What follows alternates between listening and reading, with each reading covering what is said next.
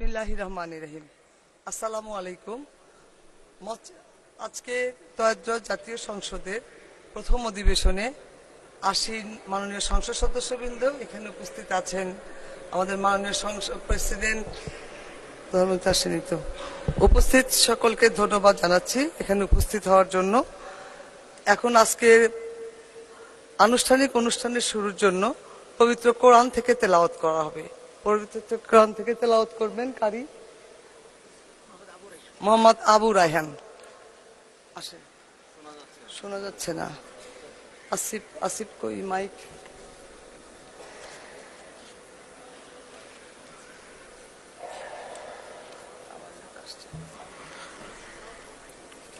أعوذ بالله من الشيطان الرجيم.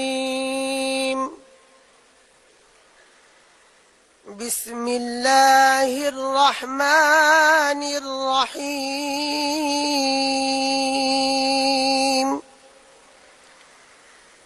ولتكن منكم أمة يدعون إلى الخير ويأمرون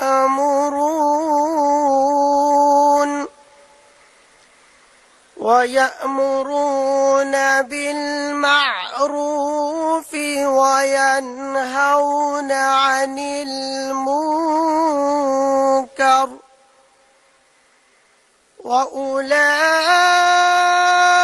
وأولئك هم المفلحون.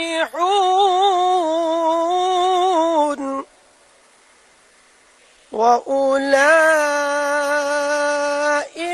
هم المفلحون.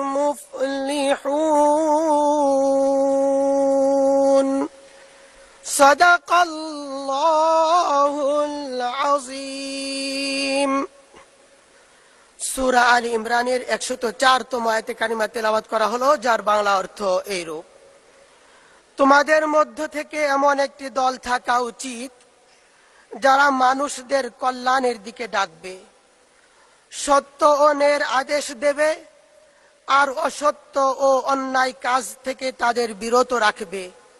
এরাই হচ্ছে সত্যিকারের সফল। বারাকাল্লাহু লানা ওয়া লাকুম ফিল কুরআনিল আযীম।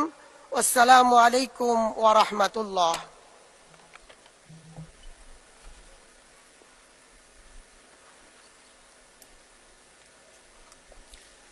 সম্মানিত সংসদ সদস্যবৃন্দ এবং উপস্থিত সকল, গণপ্রজাতন্ত্রী বাংলাদেশ সংবিধানের অনুচ্ছেদ ৭৪(১) অনুযায়ী জাতীয় সংসদের সাধারণ